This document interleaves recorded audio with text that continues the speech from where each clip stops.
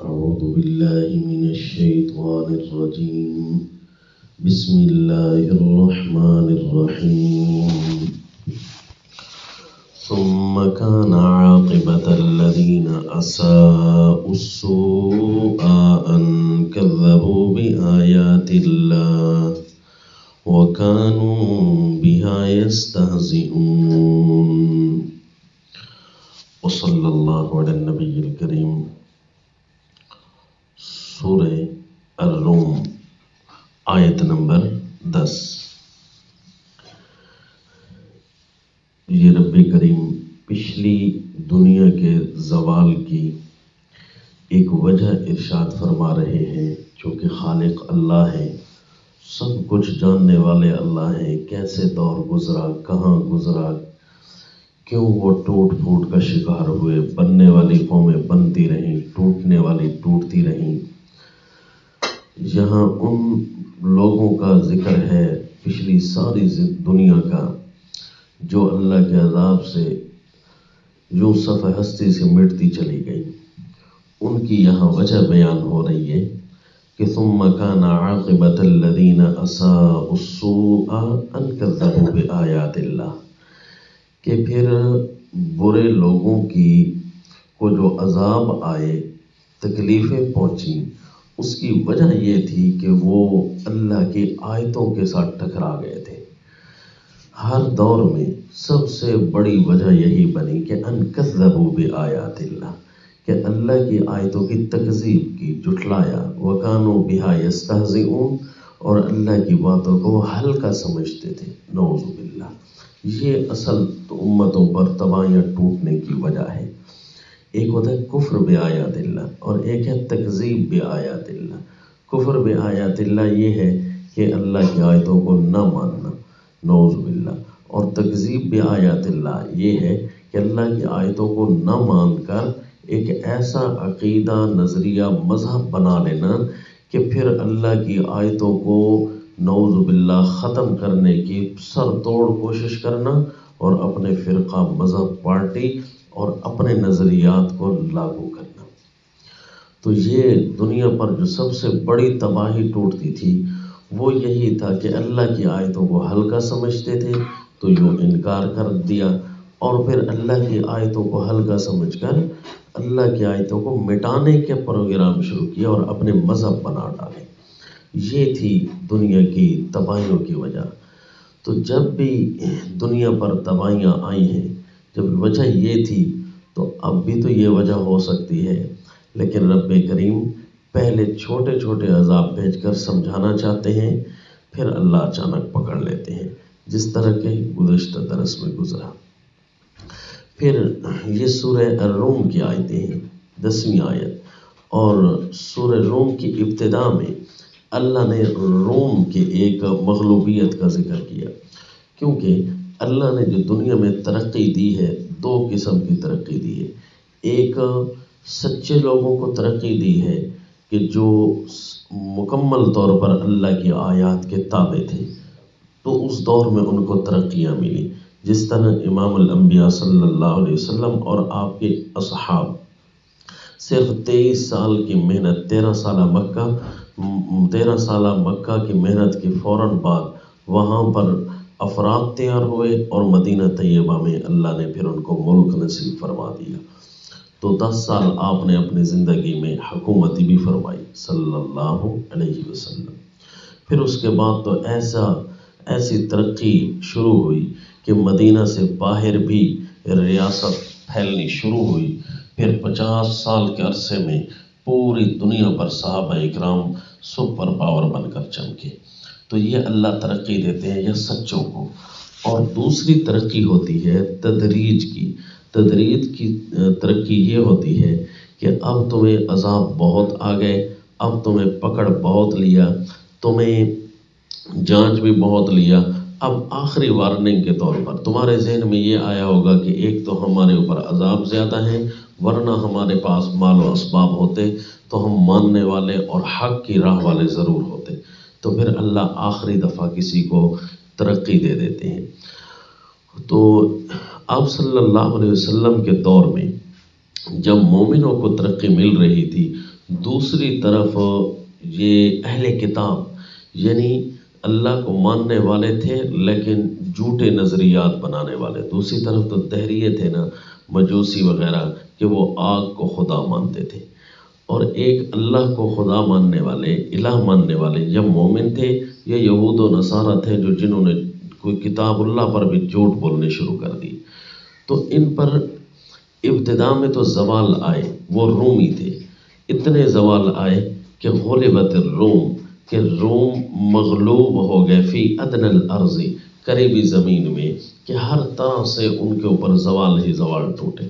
لیکن پھر ان کے ذہن میں یہ ہو کہ شاید ہمارے پاس اگر مال و اسباب اور ترقیاں ہوتی تو ہم بھی دین حق کو لاگو کرنے والے ہوتے. پھر اللہ نے تدریج کے لیے ان کو بھی ترقی اس وقت دی. اب دو طرف سے ترقیاں چل رہی تھیں، ایک طرف سے مومنوں کو سچائی کی وجہ سے، اور دوسری طرف سے ترقی چل رہی تھی اہل کتاب کی کہ وہ دنیا پر غالب آ گئے تھے، باقی ساری اقوام پر غالب آنا شروع ہو گئے. کیونکہ فرمایا کہ جب مغلوب ہوئے ہیں نا، وَهُم مِّن بَعْدِ غَلَبِهِمْ سَيَغْلِبُونَ، اپنے مغلوب ہونے کے بعد یہ غالب آنا شروع ہو جائیں گے. فی بضع سنین، چند سالوں میں.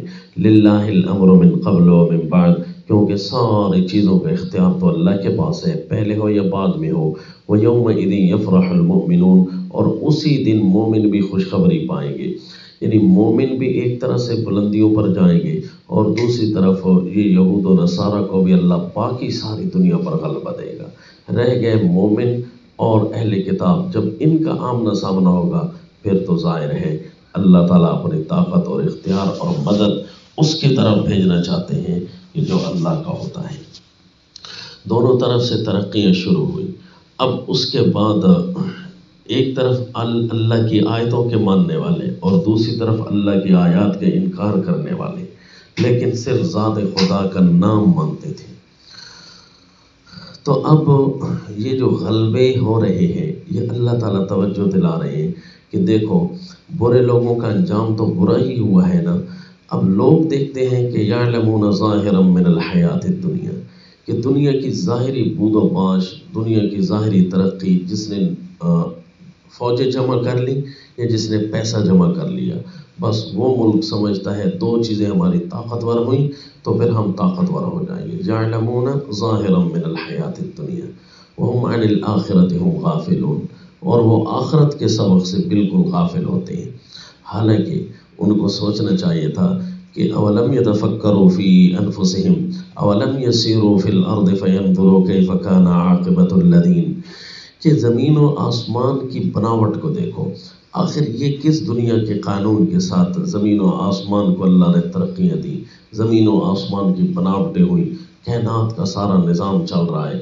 یہ از خود تو نہیں ہو رہا، یہ دنیاوی ظاہری اسباب کے ساتھ تو نہیں ہو رہا، بلکہ اگر توجہ کرو تو تمہیں پتہ چلے گا کہ یہاں پر صرف اور صرف اللہ کی طاقت چل رہی ہے اور اللہ ہی خالق ہے.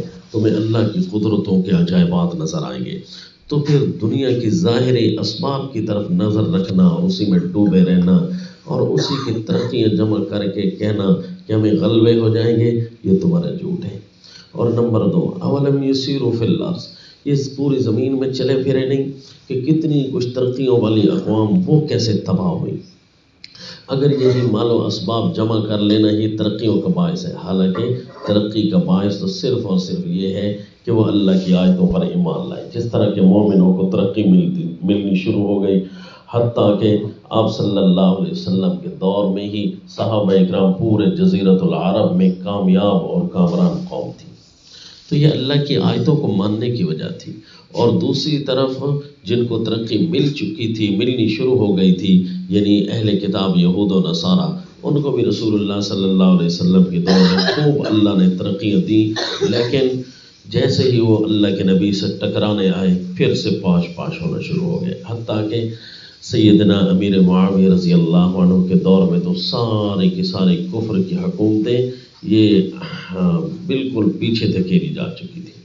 اگر تو ظاہری اسباب ہی دنیا کی ترقی کے لیے کافی ہوتے تو ان سے پہلے قوموں کو بھی اللہ نے بڑی ترقی دی. کانوا اشد منہم قوۃ واثاروا الارض وعمروها اکثر مما عمروها، وہ بہت زیادہ قوت رکھتے تھے بڑی انہوں نے زمینیں آباد کی، بڑی انہوں نے ترقی اور تعمیریں کی، لیکن جاءتہم رسلہم بالبینات، اور ان کے پاس جب ان کے رسول آئے واضح دلائل لے کر تو انہوں نے اپنے اوپر ظلم شروع کر دیا۔ ان کے سمجھ میں یہ آیا تھا کہ مال و اسباب کیونکہ زیادہ ہے نا، اب یہ چیزیں ترقی کی ہوتی ہیں، ورنہ قرآن کی آیتوں کو کون دیکھتا ہے؟ اللہ کی آیتوں کو ہلکا سمجھنے لگے۔ پھر یہی ہوا جس طرح کے پوری زندگی پوری دنیا کے رپورٹ اللہ کر رہے ہیں کہ پہلی قوموں پر جب عذاب ٹوٹے تھے تو ان کی وجہ کیا تھی؟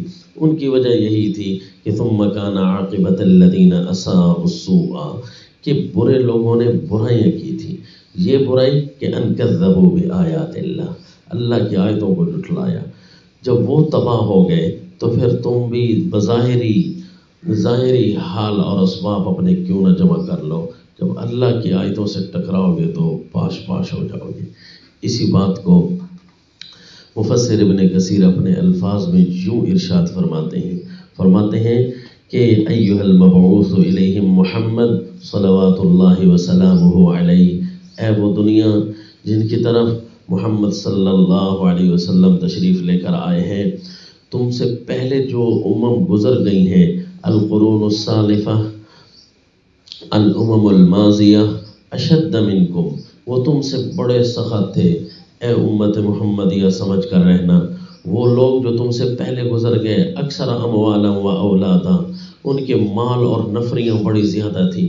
وما اوتیتم معشار ما اوتوا، تمہیں تو ابھی تک ان کا 10واں حصہ بھی نہیں ملا۔ ومکنوا فی الدنیا تمکینا لم تبلغوا الیہ، وہ دنیا میں ایسی طاقت انہوں نے حاصل کی کہ ابھی تک تم اس تک پہنچ نہیں پائے۔ وعمروا فیہا اعمارا طوالا، ان کو بڑی بڑی عمریں وہاں دی گئیں۔ فعمروہا اکثر منکم، انہوں نے تم سے بڑی عمریں پائیں۔ واستغلوا اکثر من استغلالکم، انہوں نے بڑی تہذیبیں کمائیں، تمہاری تہذیبوں سے بھی بڑی کمائیں۔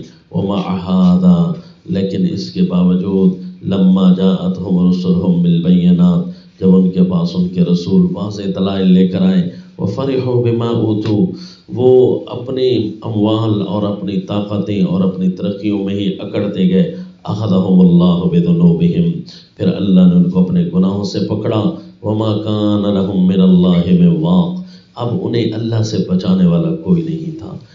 ولا حالت اموالہم ولا اولادہم بینہم وبین بأس اللہ، ان کے مال اور ان کے اولاد ان کے اور اللہ کی پکڑ کے درمیان رکاوٹ نہ ڈال سکے۔ ولا دفعوا عنہم مثقال ذرۃ، اور اپنے اوپر سے اللہ کے عذاب کو ایک ذرے برابر بھی نہ ہٹا سکے۔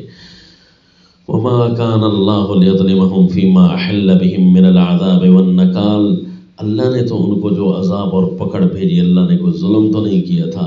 ولكن كانوا أنفسهم يظلمون، انہوں نے اپنے اوپر ظلم کیا۔ کیا کہ حيث كذبوا بآيات الله واستهزئوا بها، کہ اللہ کی آیتوں کو جھٹلا دیا، اللہ کی آیتوں کو ہلکا لینا شروع کر دیا۔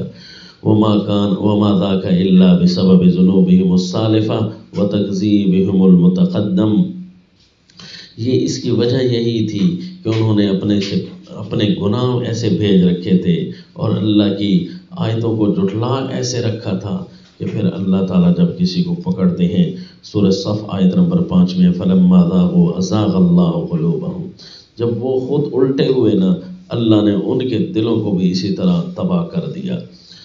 اور سورہ المائدہ آیت نمبر 49 میں ہے، جب لوگوں کو دیکھو نا فَإِن تَوَلَّوْا، کہ یہ کتاب اللہ کی زندگیوں سے ہٹ رہے ہیں، اللہ کے فرمان سے ہٹ رہے ہیں، نبی کی دی ہوئی تعلیمات سے ہٹنے لگے ہیں، فَاعْلَمْ، تو یقین کر لے، انما یرید اللہ ان یصیبہم ببعض ذنوبہم، کہ اب اللہ تعالیٰ کا ارادہ ہو چکا ہے کہ اللہ ان کو ان کے گناہوں کی وجہ سے پکڑ لے گا۔ بظاہر تو لوگ بڑی ترقی کی طرف جا رہے ہوتے ہیں، لیکن یہ یقین رکھنا تم کہ یہ جب ترقی ایسی ہے جو دین سے ہٹ کر ہے، کتاب اللہ کے امر سے ہٹ کر ہے، سمجھ لینا کہ یہ اللہ کے پکڑ کے پروگرام شروع ہے۔ وما علینا الا